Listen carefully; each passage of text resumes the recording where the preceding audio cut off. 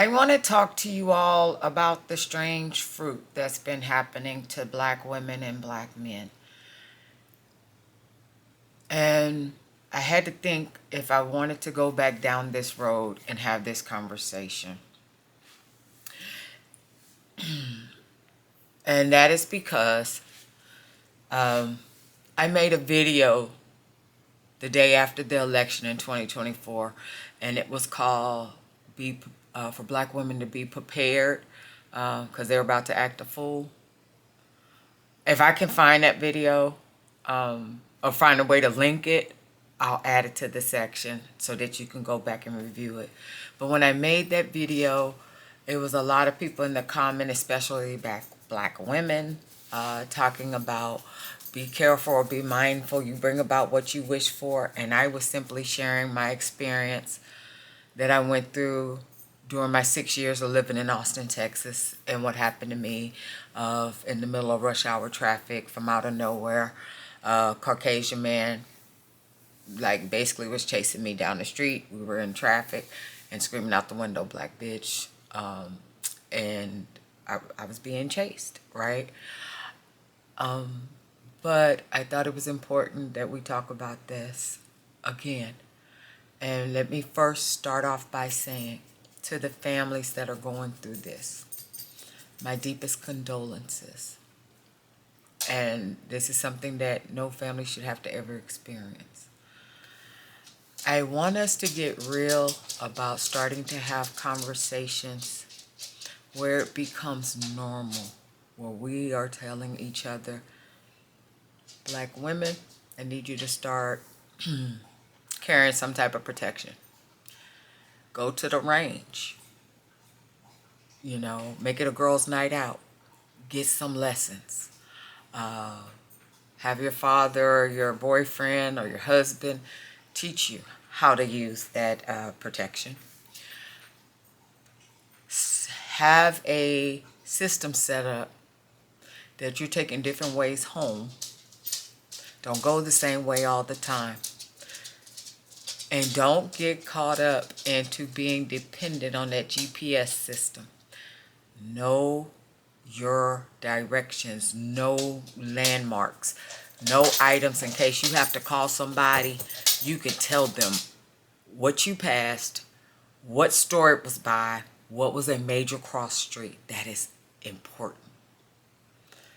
I also think that we need to have conversations with our young men and women, especially the ones that are getting ready to go off to school, to HBCUs and PWUs, PWIs, whichever one you want to call them. And with the HBCUs, it's because they're predominantly in states in the South, Mississippi, Alabama, Florida, the key areas of the South where these things are taking place at. Teach them to walk in groups. Even as young men, I know the young men think they got it. Walk with groups, walk with their friends, walk with their homeboys. If they're not in a situation where those people aren't around, but they see a group ahead of them or a group a little bit behind them, if it's safe to do, walk in that general vicinity till you can turn off to where you're trying to go. Same thing with our young black women. Have that conversation with them too. Normally with girls, we generally tend to have that conversation about being safe on campus. And then your surroundings when you're out. Have that conversation with your young men too. And I know that for a lot of black women, they feel like, oh, their dad is going to have that conversation with them. Yes, we normally have the conversation about when you get pulled over or if you get stopped, what you need to do. It's time to start having that conversation about, hey, if something doesn't feel right, I'm going to need you to touch your gut instinct and get the hell out of there. If anybody looks like or you feel that this isn't setting well with you, nah, I can't go. I'm good. I'm going to stay here and study, right? That's for men and women. Especially young men and women going off to school. Mothers, aunts, grandmothers, have that conversation too with the young men and young women. And especially for young men, let them know, hey, I know your dad probably already talked to you about this, but I'm going to need you to make sure you come home, right? I'm going to need to make sure you get to that dorm room, okay? Call us when you get there nightly. I don't care. I don't care. It's not a text message anymore. They need to hear your voice, and you need to hear their voice to make sure that they're okay.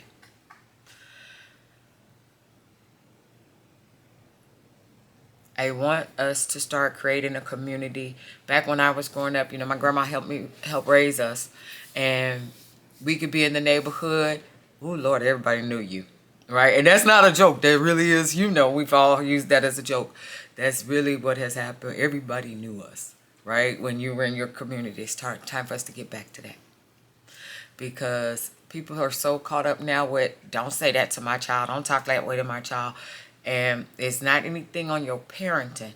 Sometimes people are telling kids don't do that because they may know something that's going on that you're not aware of. And especially with them going off to school, we've taught them about, don't you say nothing to my child like that. But those people in those cities and in those towns have been there generation upon generation. So when those blacks in those communities ends up telling your child, hey, don't do that, you don't want to be around here, you need to go on back over there, make sure they understand that might be something that's saving their life, right? They don't need to be side-eyeing them or sighing or who is that or what is that, because there's a lot of that going on right now. So when people try to tell somebody else's kid something, that might be the one thing that saves your child's life, is that somebody tells them, hey, don't do that. You may want to get it from around here. That's the true South in me coming out.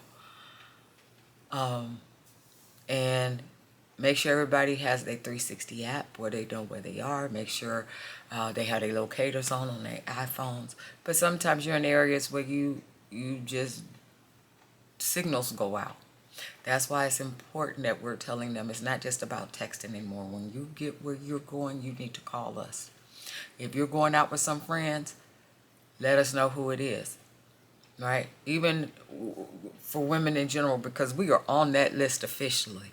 When I made that video, I talked about we were the targets. We are the targets. So if that means deviate your routes, if that means you need to tell somebody where you're going and, hey, I'm heading home, I should be home in 20 minutes, and calling when you get there, that's not somebody being in your business, that's you being safe, right? Start thinking like that. Start thinking like that. If you get pulled over, put your hazards on and get to a well-lit area to stop. Don't stop on no dark road. Put your hazards on. Call that police station. Call that police 911 in this case. I don't care. Right? And say, hey, let the officer know I'm just trying to get to a lit area. I'm pulling over. I see his sirens. I'm just trying to get to a lit area. Let it be known. Right? Calling somebody and keep them on the phone. Put it in your seat. Keep it on the phone so they can hear the conversation. Have them record it. Not just you recording. Have them record it that they hear the conversation, right? Start maneuvering like that, because in reality, we have to get back to, we got so far away from, oh, we got this, I'm this, I'm that. I'm this, I'm that. We don't need this. Community is what's going to help us get through this. Now, 92% of us realize that, and 86% of black men realize that we are in this together, and we can only depend on each other to make sure we get through this. We need to start moving as such, right? The other thing I'm going to ask is that, and some people going to get mad at it because they might be like, what does that have to do? And you'll see when I connect the dots. For these men getting on social media making comments, and that's their platform, is how black women ain't this and black women aren't that. If that's your hustle and that's how you make your money, is from content like that, pull back some. Because historically, the one reason they really didn't mess with black women is because they were afraid of what black men would do to them. And the minute you start talking that hate speech that shows that black women don't have any protectors, and then we become sitting ducks. You have put a target on our backs. And I would like for y'all to understand, that's your mother, that's your grandmother, that's your sister, that you have put targets on. If you date interracially, that's your thing. If you really don't care to be with a black woman, that's your thing. But don't make it be okay for somebody to look at us like, oh, I can do anything to them that I want to because they not shit no way and nobody cares about them for some clicks, views, and some bullshit giggles. And I need black men to start calling these people out for that. Because at the end of the day, know this, if something is going on or something happens, black women are there for y'all. And when they tend to start doing something to black men call for their mama. That's who they call out to, a black woman. Don't do us like that. Have a conversation with your kids. Get in a community. Start protecting each other. Start getting some type of protection and using it. In the 40s, 50s, 60s, all the time that this stuff has been going on, that is coming back up, where the strange fruit is popping back up, everybody in the household knew how to use what they needed to use to keep their family safe. Don't be afraid of it. Just practice with it.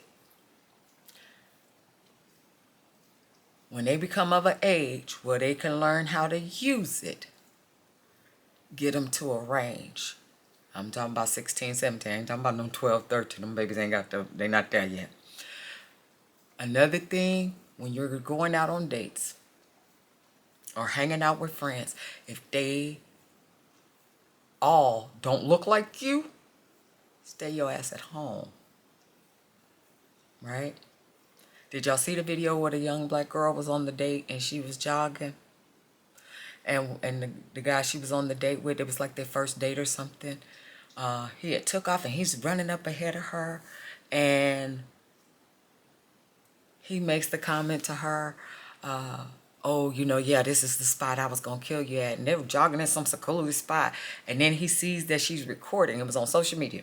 He sees that she's recording. And then he's laughing. She's like, oh, yeah. He's like, yeah. And she laughing, too. And people are in the comment section telling her, hey, that's not cool. That don't sound right. And she's like, oh, y'all are taking this too far. It's not that serious.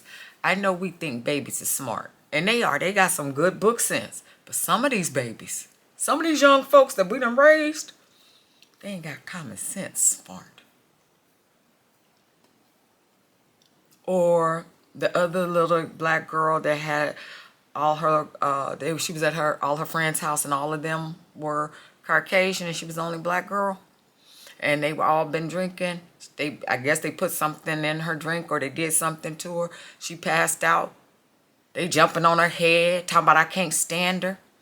Start teaching your children, even adults, because what was that a couple of years ago in Georgia where they had that adult sleepover and the only black woman there for that adult woman sleepover didn't come home the next day.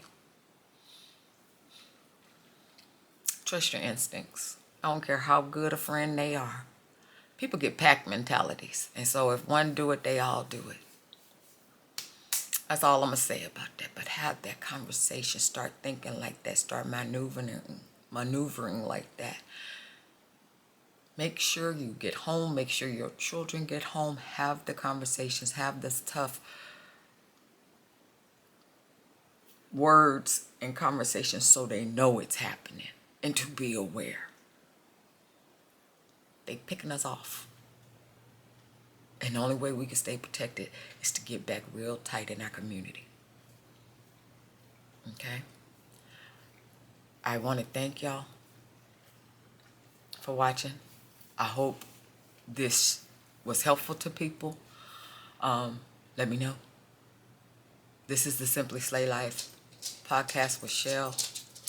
And again, my condolences go out to the family that are experiencing this. You all have a great day. Bye.